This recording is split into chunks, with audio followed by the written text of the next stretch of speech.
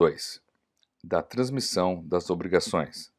Capítulo 1. Da cessão de crédito. Artigo 286. O credor pode ceder o seu crédito se a isso não se opuser a natureza da obrigação, a lei ou a convenção com o devedor. A cláusula proibitiva da cessão não poderá ser oposta ao cessionário de boa-fé, se não constar do instrumento da obrigação. Artigo 287.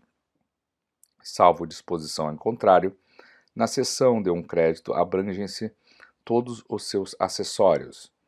Artigo 288.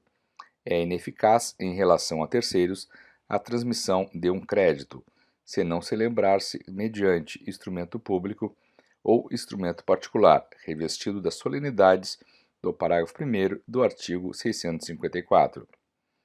Artigo 289. O cessionário de crédito hipotecário tem o direito de fazer averbar a cessão no registro de imóvel. Artigo 290. A cessão do crédito não tem eficácia em relação ao devedor, senão quando a este notificada, mas por notificado se tem o devedor que, em escrito público ou particular, se declarou ciente da cessão feita. Artigo 291. Ocorrendo várias cessões no mesmo crédito, prevalece a que se completar com a tradição do título do crédito cedido. Artigo 292. Fica desobrigado o devedor que, antes de ter conhecimento da cessão, paga ao credor primitivo ou que, no caso de mais de uma cessão notificada, paga ao cessionário que lhe apresenta com o título de cessão ou da obrigação cedida, quando o crédito constar da escritura pública, prevalecerá a prioridade da notificação. Artigo 293. Independentemente do conhecimento da cessão pelo devedor, pode o cessionário exercer os atos conservatórios do direito cedido. Artigo 294. O devedor pode opor ao cessionário as exceções que lhe competirem, bem como as que, no momento em que veio a ter conhecimento da cessão, tinha contra o cedente. Artigo 295. Na cessão por título oneroso, o cedente, ainda que não se responsabilize, fica responsável ao cessionário pela existência do crédito, ao tempo em que ele cedeu. A mesma responsabilidade lhe cabe nas cessões por título gratuito, se tiver procedido de má-fé. Artigo 296. Salvo estipulação em contrário, o cedente não responde pela solvência do devedor. Artigo 297. O cedente, responsável ao cessionário pela solvência do devedor, não responde por mais do que daquele que recebeu, com os respectivos juros, mas tem de ressarcir-lhe as despesas da cessão e as que o cessionário houver feito com a cobrança. Artigo 298.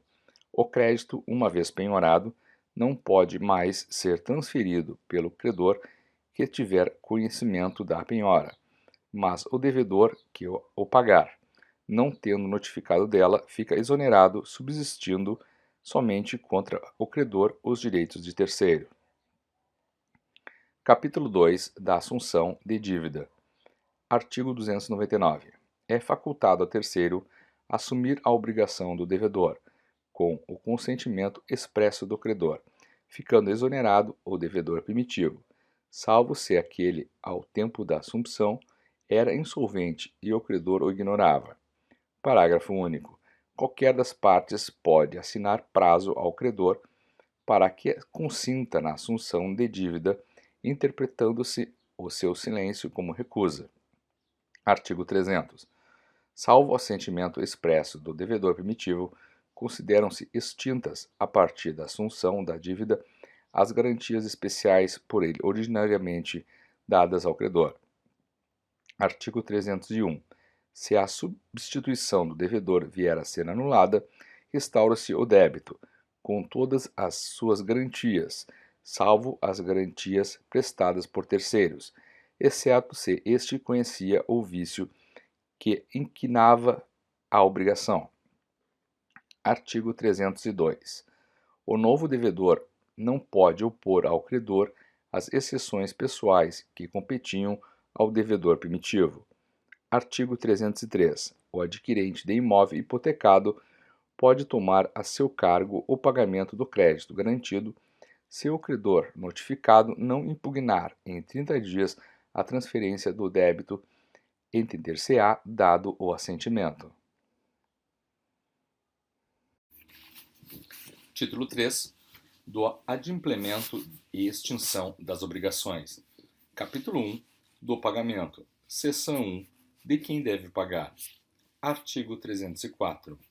Qualquer interessado na extinção da dívida pode pagá-la, usando, se o credor se opuser, dos meios conducentes à exoneração do devedor. Parágrafo único. Igual direito cabe ao terceiro não interessado, se o fizer em nome e à conta do devedor, salvo oposição deste. Artigo 305. O terceiro não interessado, que paga a dívida em seu próprio nome, tem direito a reembolsar-se do que pagar, mas não se subroga nos direitos do credor. Parágrafo único. Se pagar antes de vencida a dívida, só terá direito ao reembolso no vencimento. Artigo 306. O pagamento feito por terceiro, com desconhecimento ou oposição do devedor, não obriga a reembolsar aquele que pagou, se o devedor tinha meios para ilidir a ação. Artigo 307. Só terá eficácia o pagamento que importar transmissão da propriedade quando feito por quem possa alienar o objeto em que ele consistiu. Parágrafo único. Se ceder em pagamento coisa fungível, não se poderá mais reclamar do credor, que, de boa fé, a recebeu e consumiu, ainda que o solvente não tivesse o direito de aliená-la. Seção 2. Daqueles a quem se deve pagar. Artigo 308. O pagamento deve ser feito ao credor ou a quem de direito o represente, sob pena de só valer depois de por ele ratificado, ou tanto quanto reverter em seu proveito. Artigo 309. O pagamento feito de boa-fé ao credor putativo é válido, ainda provado depois de não era credor. Artigo 310. Não vale o pagamento cientemente feito ao credor incapaz de quitar, se o devedor não provar que, em benefício dele, efetivamente o reverteu. Artigo 311. Considera-se autorizado a receber o pagamento o portador da quitação, salvo se as circunstâncias contrariarem a presunção daí resultante. Artigo 312.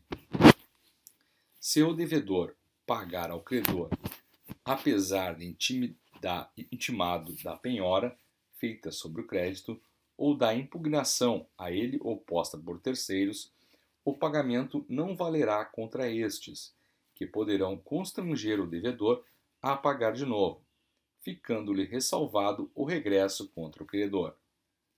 Seção 3. Do objeto do pagamento e sua prova.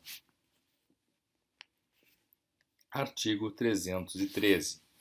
O credor não é obrigado a receber prestação diversa da que lhe é devida, ainda que mais valiosa. Artigo 314. Ainda que a obrigação tenha por objeto prestação divisível, não pode o credor ser obrigado a receber nem o devedor a pagar por partes, se assim não se ajustou. Artigo 315. As dívidas em dinheiro deverão ser pagas no vencimento, em moeda corrente e pelo valor nominal, salvo o disposto nos artigos subsequentes. Artigo 316. É lícito convencionar o aumento progressivo de prestações sucessivas. Artigo 317. Quando por motivos imprevisíveis sobrevier desproporção manifesta entre o valor da prestação devida e o do momento de sua execução, poderá o juiz corrigi-lo, a pedido da parte, de modo que assegure, quanto possível, o valor real da prestação. Artigo 318. São nulas as convenções de pagamento em ouro ou em moeda estrangeira, bem como para compensar a diferença entre o valor desta e o da moeda nacional, excetuados os casos previstos na legislação especial. Artigo 319. O devedor que paga tem direito à quitação regular e pode reter o pagamento enquanto não lhe seja dada. Artigo 320. A quitação, que sempre poderá ser dada por instrumento particular, designará o valor e a espécie da dívida quitada, o nome do devedor ou quem por este pagou, o tempo e o lugar do pagamento, com a assinatura do credor ou do seu representante. Parágrafo único. Ainda sem os requisitos estabelecidos neste artigo, valerá a quitação, se de seus termos ou das circunstâncias resultar haver sido paga a dívida. Artigo 321. Nos débitos cuja quitação consista na devolução do título perdido, poderá o devedor exigir, retendo o pagamento, declaração do credor que o inutilize o título desaparecido. Artigo 322. Quando o pagamento for em cotas periódicas, a quitação da última estabelece, até prova em contrário, a presunção de estarem solvidas as anteriores. Artigo 323. Sendo a quitação do capital sem reserva dos juros, estes presumem-se pagos. Artigo 324. A entrega do título ao devedor firma a presunção do pagamento. Parágrafo único. Ficará sem efeito a quitação assim operada, se o credor provar em 60 dias a falta do pagamento. Artigo 325. Presumem-se a cargo do devedor as despesas com o pagamento e a quitação, se ocorrer aumento por fato do credor, suportará este a despesa acrescida. Artigo 326. Se o pagamento se houver de fazer por medida ou peso, entender-se-á no silêncio das partes que aceitaram os do lugar da execução. Seção 4 do lugar do pagamento. Artigo 327. Efetuar-se o pagamento no domicílio do devedor, salvo se as partes convencionaram diversamente ou se o contrário resultar da lei, da natureza da obrigação ou das circunstâncias. Parágrafo único. Designados 2 ou mais lugares, cabe ao credor escolher entre eles. Artigo 328. Se o pagamento consistir na tradição de um imóvel ou em prestações relativas a imóvel, far-se-á no lugar onde situado o bem. Artigo 329. Ocorrendo motivo grave para que se não efetue o pagamento no lugar determinado, poderá o devedor fazê-lo em outro, sem prejuízo para o credor. Artigo 330. O pagamento reiteradamente feito em outro local faz presumir renúncia do credor relativamente ao previsto no contrato. Seção 5 do tempo do pagamento. Artigo 331. Salvo disposição legal em contrário, tendo sido ajustada época para o pagamento, pode o credor exigi-lo imediatamente. Artigo 332. As obrigações condicionais cumprem-se na data do implemento da condição, cabendo ao credor a prova de que deste teve ciência o devedor. Artigo 333. O credor assistirá o direito de cobrar a dívida antes de vencido o prazo estipulado no contrato ou marcado neste Código. Inciso 1. No caso de falência do devedor ou de concurso de credores. Inciso 2. Se os bens hipotecados ou empenhados forem penhorados em execução por outro credor. Inciso 3. Se cessarem ou se tornarem insuficientes as garantias do débito fidejussórias ou reais, e o devedor intimado se negar a reforçá-las. Parágrafo único.